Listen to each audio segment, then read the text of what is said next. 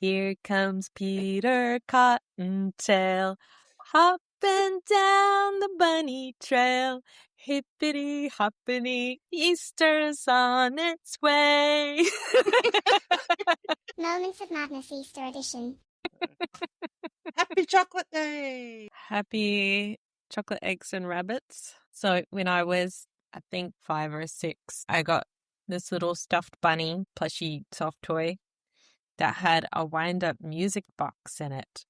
And he was all dressed like Peter Rabbit from Beatrix Potter because I really liked all the Beatrix Potter stories. Easter's coming. Easter's coming. Yes. So It is the 7th?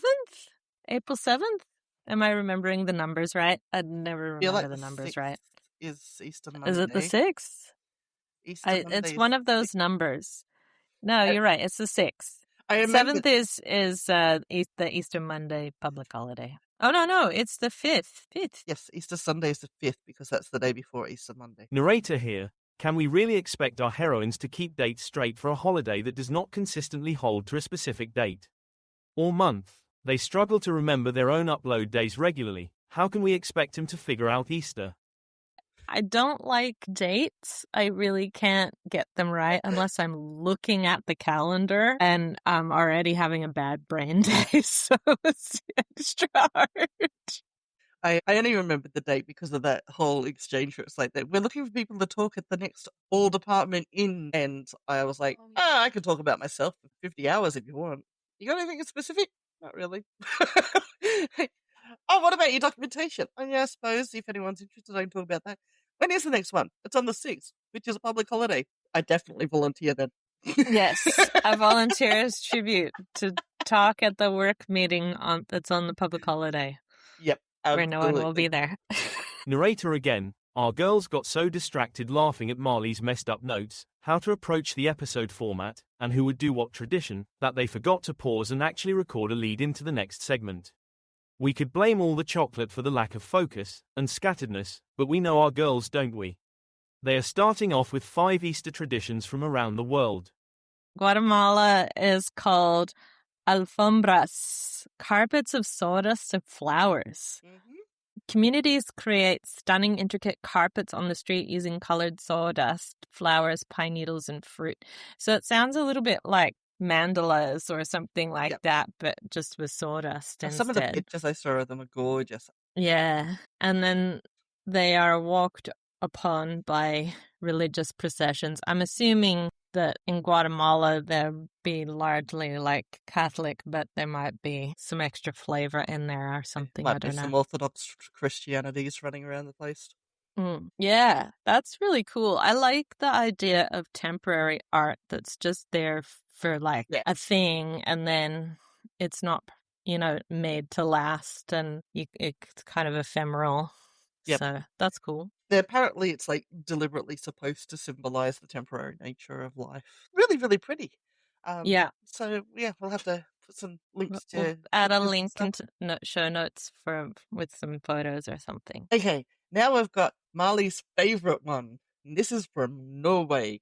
And I am not going to try and say this. I'm gonna guess it's called Påskekrim or something like that. Could be something like that. I will do what I did with Christmas, and I'll go get someone pronouncing it right and hack it in. Yeah, let's do that. Påskekrim. So, but basically it's Easter crime. It's a bizarre tradition where the entire nation becomes obsessed with crime.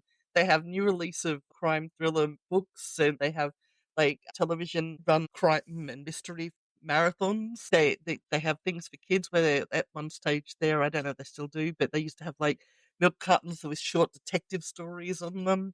And it all started because back in 1923, a publisher ran a front page ad for a new book, which I'm not even going to try and say that in Norwegian. Bergenstoget plyndret I natt. But it's the Bergen train plundered last night, which many mistook for real news, making it the best-selling fake news success. It's like a combo of April Fools and Easter. Right? Yep. So, but yeah, it's a widespread tradition now, and families they'll go to cabins up in the hills and have like mystery nights together and stuff. So it just sounds like so much awesome fun. That does sound fun. Look, I think we need more true crime-themed holidays where people solve mysteries together and hopefully don't commit the crimes, though. Down here in Melbourne, they've got the jury experience now. So you don't Okay. have to go on a jury, but you can sign up to be on a pretend jury. And I just love the idea that people might pay to go and do this jury experience when everyone is so keen to get out of real jury that was exactly my thought. Over to Greece. Rocket War. I love this name because it screams Easter. That's what I think of when I celebrate Easter. Two churches on the Greek island of Chios. I assume it's pronounced Chios. If not, I'll figure it out. Yeah, or Chios. You can do another insert the actual correct pronunciation here. Chaos. They fire bottle rockets at each other's bell towers while people are attending mass. This has been taking place quite possibly since the Ottoman era, and until 1889 real cannons were used, which seems like a phenomenally bad idea. I wonder if there are any casualties. The churches are literally on two hills that are like 400 meters apart. They're not that far away from each other. Yeah, literally tens of thousands of homemade rockets are fired at each other's churches on Holy Saturday. The goal is to hit the opponent's bell tower, and the church that scores the most hits wins. How do they score when you start like a bushfire? What I would like to know is who's actually counting. Apparently, almost every year, each one declares themselves the winner, and they say it's a draw. You totally would in a situation like that. They would all say they won. Except from what I've been reading, it basically is still only continuing to go on because tourists, because the locals aren't impressed. Yeah, I wouldn't be. Yeah. Well, they make these rockets all throughout the year, and apparently on Easter Saturday when they're doing this, they can set off in excess of like 10,000 rockets. So that's bananas. Yeah. So the smoke and noise and earringing and everything. Oh, yeah. Yeah. But yeah, it just sounds hilarious. I don't really want to be in either of those churches while this is going on. No, it's just the idea. Yep. But I think I'd be okay with being, 800 meters that way and watching it. Maybe a little more. On a third hill that's overlooking the both of them. Yeah. All right, so now we're off to Finland and Sweden, because apparently this time around I get all the weird shit that I can't pronounce. Yeah, fair is fair. Påskkärringar. Easter witches. So this is kind of a mashup of Easter and Halloween, to be honest. So children, especially little girls, dress up as Easter witches. So they have like headscarves and they rouge up their cheeks and put freckles on and, all that sort of stuff. And sometimes the kids will be trolls or cats or bunnies or stuff. But they go around the neighborhood and they knocking on doors and they exchange like drawings or decorated twigs with neighbors who give them chocolates and candies and sometimes monies. In Sweden, it's on Maundy Thursday. I don't know how to put it. Maundy Thursday? Maundy Thursday. And in Finland tends to be more Palm Sunday or Holy Saturday, which is Easter Eve. So yeah, they basically go around giving out like willow twigs for prosperity and health and all of that jazz, because to ward off the bad luck of the real witches. Because of course, at least they have to work a little harder, rather than the threat of tricks, you have to make a drawing. Yeah. Or a twig. Yeah. So it's kind of nicer that way, I think. Just a little bit, Yeah.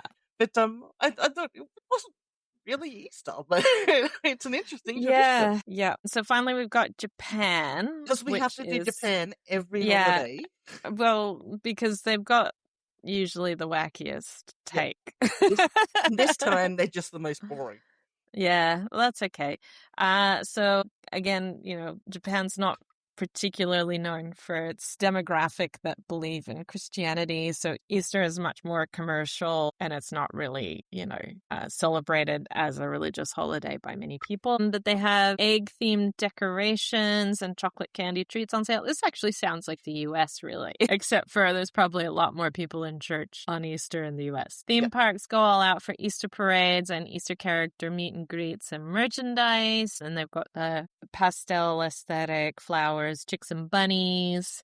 And of course, naturally, Japanese love their kawaii decorations and cute things. And you can make lots of like cute baked goods that are bunny themed or whatever, or chick themed. And so it's more about decoration, cuteness, and commercialism. But it's spring themed. Okay, so as with Christmas, Marley went away, scurried off, and went clickety clack on her keyboard and talked to the AI bots, me, and say, what is the top 10 weirdest Easter traditions around the world, and which one does it think is the weirdest? So we've got 10.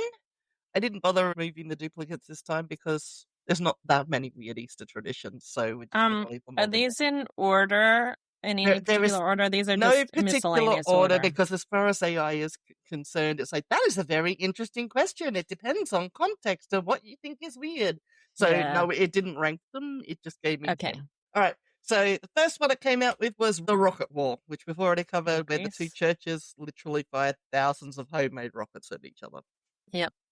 Next on the list is a pooping Easter bunny, shades of the log that poops when you beat it. I did like the pooping log, but this is a pooping Easter bunny, which actually makes sense because actual bunny poop kind of looks like little chocolate poops. So this is Germany. A character called the Osterhase is said to lay colored eggs, not deliver them in a basket. And we got our Easter witches from Finland and Sweden, where the children dress as witches and trolls and trade drawings for candy. Also from Greece, we have people throwing pots and pans out of their windows to smash on the street. So also sounds very hazardous, as well as shooting rockets at your rival church. I did actually wonder what the fuck this one was about. So I did Google it, and they actually have ceramic pots that they fill with water and they throw them off their balcony. Yeah, okay. So they're splashing the street with shards. Not to mention the shards of broken pots. Look, come on, isn't it the Greeks that get married and break book?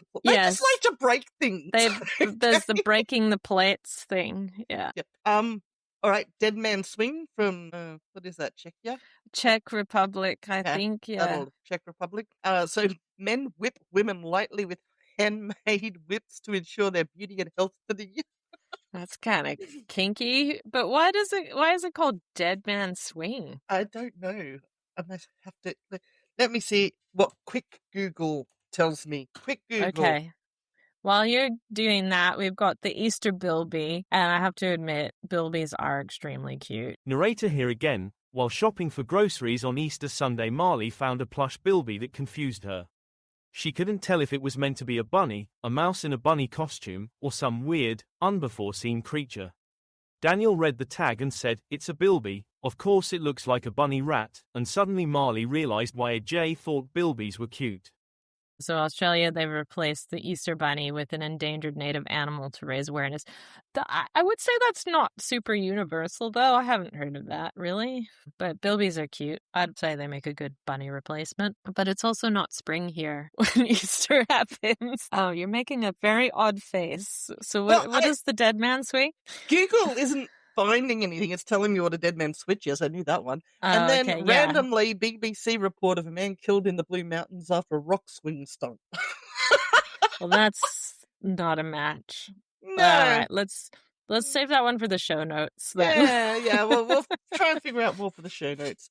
On to Poland. All right, so in Poland, we've got a butter lamb, where Easter butter, I don't know how that's different from regular butter, but Easter butter is sculpted into a literal lamb, often with a flag as the spine. Okay. I like a good butter sculpture. I think those are just, underrated. Who doesn't like butter? Yeah. Me? I imagine Easter butter just means butter that's freshly made at Easter time, but I don't know. Okay, so it represents Jesus as the Lamb of God, crafted from butter via molds or handcrafting. It is often clothed with featured clove eyes and a red ribbon, and is brought to church on Holy Saturday for the blessing of the Easter baskets. The flag as a spine thing is a little weird. I can't really visualize what that means. Yeah, but do remember that this was a deliberate. Marley went to AI and asked it, so it could have fucked anything up in there. Yeah, don't believe any of these are actually things because they may not be. Yeah. And then we've got Poland again and Hungary water soaking. Boys try to drench girls with buckets of water on Easter Monday. Okay. That Why seems not? a little anticlimactic. That's Just a the little weirdest late. thing. Yeah, well, Yeah. it seems like most of the stuff that I found for Easter was actually really, it was either nice or it was Yeah. standard. So Yeah. I think it was hunting for weird things at this point, and I did tell it specifically to find 10. So maybe it's making shit up at this point. Who knows? Yeah, who knows? But I mean, Easter, it's like springtime. People have got all the winter weirdness out of their system. It's no longer the darkest time of the year. So everything's about hopefulness and, the food coming back. Why not?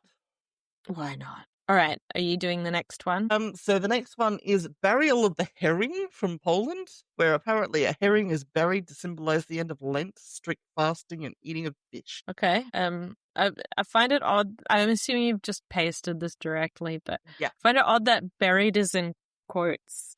Yeah. It's like, what does that mean? Am I reading too much into this? Like And then this is AI has given this, so yeah, who knows? And then the last one is Dancing Death from Spain, which is shades of Dia de Muertos from Mexico. I'm not finding anything on Google, so I think maybe AI is lying on that one as well. Who knows? So Spain apparently has a skeleton statue named La Calavera, which is brought out and danced around the streets for Easter. That seems like an odd match as well. It sounds more like Halloween, but Isn't who Spain knows? very Catholic? That seems a little bit Spain too... is generally Catholic, yeah. Yeah, so... Remember, no one expects the Spanish Inquisition. Yeah. Yeah, like, Google's not telling me anything about any dancing skeleton in Spain for Easter. I wonder if the AI just started bringing up random Hang on. holidays. The Spanish Easter skeleton tradition, known as Dance de la Mort, Dance of Death, occurs on Holy Thursday in the Catalan town of Vergés. No. 5 people dressed as skeletons dance to drums to mark the passage of time and mortality. It's a 14th century tradition originating from the Black Death. But yeah, it does happen on Holy Thursday, so it is Easter. There you go. So it's obviously crossed some wires, the AI, and it's come up with a dancing statue called whatever it is. La Calavera, yeah. But it's... Well, La Calavera does mean the skeleton. So maybe there's some wiggle room there with different terminology for it or something like that. And now we insert the drum roll. The winner of the weirdest Easter tradition from AI is Rocket War from Greece, which I have to admit is pretty weird. I mean, people will do a lot of weird things for tourism. I kind of find the Easter witches pretty weird. Like, it's cute, but it's also weird. Like, why witches and trolls? I found the whipping. Okay. That one's pretty weird, too. There is nothing in here about Dead Man Swing, so I think it's cross wires again. But yes, in the Czech Republic, Slovakia, and parts of Hungary, the Easter whip is used as part of the tradition in which females are whipped with decorated willow branch and or splashed with water on Easter Monday. Oh, okay. So we did have the water splashing in Poland and Hungary. Yeah. And the willow switches and the water throwing are all part of the same tradition, it looks like. Oh, here we go. Women wear multiple long dresses to avoid the pain that would be caused by the whipping. If men arrive in the women's house after midday, the women throw a bucket of cold water on them. So when going house to house, the male first sings a rhyme related to eggs and other spring things, such as generosity and fertility. If the woman does not have any decorated eggs, she turns around and allows the man to strike her legs with the whip. Oh, okay. It's like, if you haven't, ponied up and decorated your Easter eggs, then apparently you're naughty. But that is strange. This is the part that disturbs me the most, I think. Tradition says that women should be spanked with a whip in order to maintain their health, beauty, and fertility throughout the following year. Yeah, I don't know about that. I know there's a subset of women who like to be spanked, but, and I would for one, would like to reverse the timeline on the throwing water. If you turn up at my house before noon, I get to throw cold water at you. Yeah, I think that makes a lot more sense logically. Yeah. We are not morning people here. No. So at least we know that it gave us real traditions. It just doesn't have a clue how to name them. Excellent. Yeah, they mostly checked out, didn't they? Narrator here. Again, our girls went off on a 30-minute tangent about politics, US defaultism, why Australians have lost their minds, and forgot about Easter entirely. I'm sure one of them will put some of it in the next Nothing But Tangent episode next week, and won't that be fun for you all to hear? Well, so I think we were supposed to natter about Our own personal Easter shit. stories and not world politics. I have no idea how we ended up getting to it. And how human society is broken. Look, I'm sure I can use some of that for the tangents. Do you have any? Yeah, I'm sure you can. I think we have more tangent than Easter at this point. Do you have an Easter story? I don't really have. I have a kind of a... I have a mystery Easter story. Right? Okay. So once upon a time when I was, Olivia was born, but I don't believe Chris and Beth were. So I would have had to be somewhere between 9 and 14. And I think I was on the younger end of that spectrum, so probably about 12. Okay. All right, so the Easter Bunny set up an Easter egg hunt for us in our house, right? Nice. And the eggs had typed hints to where other eggs were that were that's clever. in strips, and they came out of... Now, that was exciting and fun and everything. Great, no worries.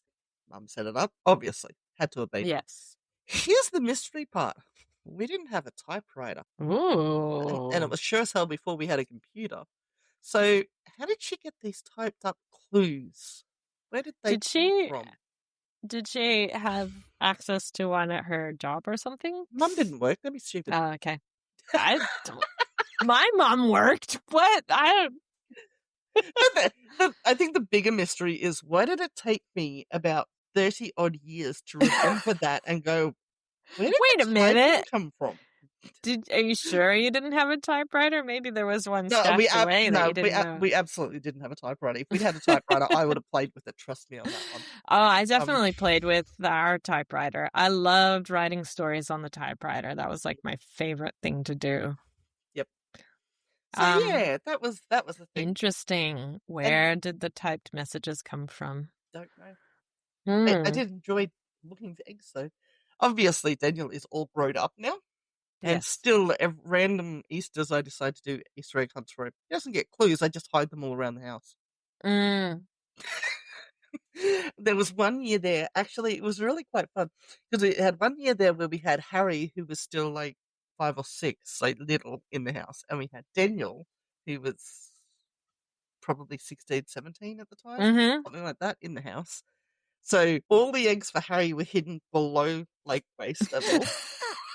And all the ones for Daniel were hidden way up high. So we had them like in lampshades and fans and everywhere up high. On the top shelf. So there was another year when we had both of them where Harry's Easter egg hunt was outside and Daniel's was inside. Okay. But yeah, because Daniel likes to torment people. So you can't have them. I'm starting to pick this up. Let's see. So when Harry was 2, 3, right, they did a trip from Townsville, where my mother was, down to Melbourne. So Daniel and Olivia went up and they drove back down with Mum, right? And Harry was involved. So it's like a 2-3 day trip down the coast, right? By the time they got down to Melbourne, the 2-year-old was so traumatized by sharing the car with Daniel that it took about 2 years for him to want to be in the same room with him again. He would literally walk out of the room if Daniel walked into it. Oh, he was just that's severe. Shit. Yeah. Oh yeah. So Daniel claims it's because Olivia basically, took his DVD player off him and told him to entertain Harry. So Daniel entertained himself with Harry. Yeah. Yeah. That's not quite what was being asked, I think. Yes. So, I mean, in fairness to Daniel, I think he would have been about 13, 14. at the Yeah. time. So it wasn't like he was an adult tormenting a Yes. 2-year-old, but Yes. still, it took years. And we used to Oof. use Daniel as a way to get Harry to do things. So you would tell Harry that Daniel would not like something and he'd want to do it. So if you wanted him to eat fruit, you would tell him that you got to eat the grapes or else Daniel will get them. Oh, my grapes! So yeah, it took Oof. years for Harris to want to be near Daniel. That was a now. burning hatred. Oh yeah, yep. So yeah, there was like one conversation there where, like, I think I bought strawberries or something, and I was coming home with him, and Daniel was off at work, and he was like, do you want strawberries? No. But if you don't eat them, Daniel will eat them. I'll eat them because I'm a ninja. I was just like, I love you, kid. I love you so much. Sounds legit.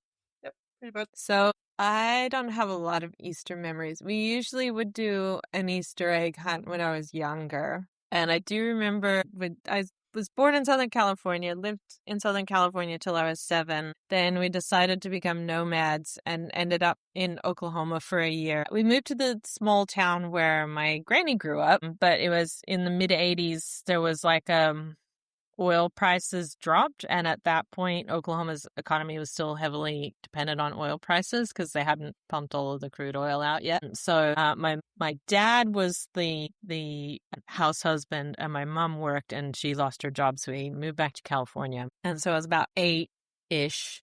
We moved back to California, but in a different area. I think I was 8 or 9, and then we bought a house in this town that was sort of up towards the mountains a little bit, not on the coast anymore. And it was the first time where we had bought a house and weren't renting. I had a really big yard, and so we decided to do an Easter egg hunt in the yard, and we decided to do it with real hard-boiled eggs. So you can imagine what happened like a month or 2 later. We found a few. That was yeah. Luckily, we had a compost pile because we had a big yard and a big veggie patch. So it was fine. We just threw those into the compost. It was only in the last few years that I really twigged to the fact that Americans don't have chocolate eggs. Yeah, not really. It's not a big thing. Yeah. I would always get chocolate for Easter, but it was usually like a chocolate bunny, or my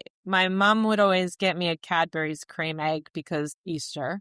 Yeah, but it wasn't like the chocolate eggs that you get here in Australia, like the big giant shell of no, they chocolate get with stuff in plastic it. eggs and put candy in Yeah, it. you get little plastic eggs with little treats in it, or nothing at all, and you just find the eggs. But we did hard-boiled eggs with like fancy coloring and stuff as well, because we like to eat, egg salad and stuff like that. So we would do big batches of real eggs. And then one year, we went to my maternal grandfather's house, and he lived down in Palm Springs. And I was still young enough at this stage to be a little bit gullible. And he was like, oh, guess what? The Easter Bunny followed you all the way here. And I was like, really? They left you an Easter basket. And I was kind of like, I don't know why I bought into it. I wasn't that young, but I was also like, oh, that felt magical somehow. I wanted to believe, Marley. I wanted to believe. You know what I've wanted to do, and every year Easter comes around and I forget about it until it's way too close and never get around to it, is I really want to try that Ukrainian egg painting. Like yeah. they use the wax stuff and they dip it in the paint. Hello. There is Thanks someone for joining. Oh, is Batman entered the room? Say hello, Hello, Batman. Batman. Hello, Batman. You haven't jumped on my desk in a long time. What do you want? No, Batman. So this is AJ. Is not interested in me. That's fair enough. Okay, it just tore my desk up. Yep, excellent. All right, go ahead. There is someone at your place of employment that does those. Yes, I saw on the Slack that they said that they were going to do it, and I was like, yes, I can't get in there for that. Thanks for that. Yeah. Bummer. Maybe they can do like a Zoom call for you or something. Maybe. We shall see. Maybe. But yeah, I'm other sure I than can find classes around here somewhere, surely. surely. I have done in the past little Easter egg hunts for Olivia and Owen, where I just hide stuff in the living room for them and I have to find them all. But other than that, we don't really do a lot for Easter. Yeah, no, especially with like the prices of like Easter eggs and stuff nowadays, it's gotten to the point where it's like, okay, Daniel, I bought you a block of peppermint chocolate because you get more chocolate and it was cheaper Yeah. than if I get you peppermint eggs. And I always find that it's too much. Like, my kiddos just wouldn't eat that much chocolate. So, yeah. Yeah, so I'm not really big on chocolate for a start, but Easter time there are two things. There's small hollow eggs. Yeah. I don't care what anyone fucking says. I know it's still Cadbury chocolate, but it tastes better. I have a real weak spot for the Cadbury eggs, the foil, because you know how it's like a gradient from one color to another. So eating the chocolate is like secondary to taking off the foil Fair and enough. like looking, I don't know. I'm a weird person. I just maintain that just changing the thickness and texture of something can change the taste. It absolutely can. I think that's actually a fair call, especially with chocolate, because so much about the flavor of chocolate is when it melts. Mm-hmm. And you it get melts the differently. meltiness and the sugar taste is very different to when it's not melty. Yep. And so if it's like a thin shell, it's going to melt faster and you're going to get more of what's nice about chocolate, in my opinion. The other good thing about Easter and me and chocolate is caramello eggs. Caramello eggs, yum. They've got just the right combination and ratio of chocolate to caramel. I'll remember that next time. Yep. So, but I only ever get them when they go on sale because, like, they're like $8 a packet or something, and like the packets are not that fucking big. No, you know. But when they go on sale for half price, for $4.50, like Tuesday after Easter. No, then buy them. What I've noticed is like for both Easter and Christmas now, they are starting the sales earlier and earlier and getting rid of the stock earlier and earlier, so they have to do less like low cost fast reduction to get rid of it after the holiday. Oh, okay. Because you go in after Christmas nowadays and there's next to nothing there. Same with Easter. So it must depend on which shops you go to, because I only go to like my little IGA that's 10 minutes away. I can imagine W, Kmart, Target. Yeah.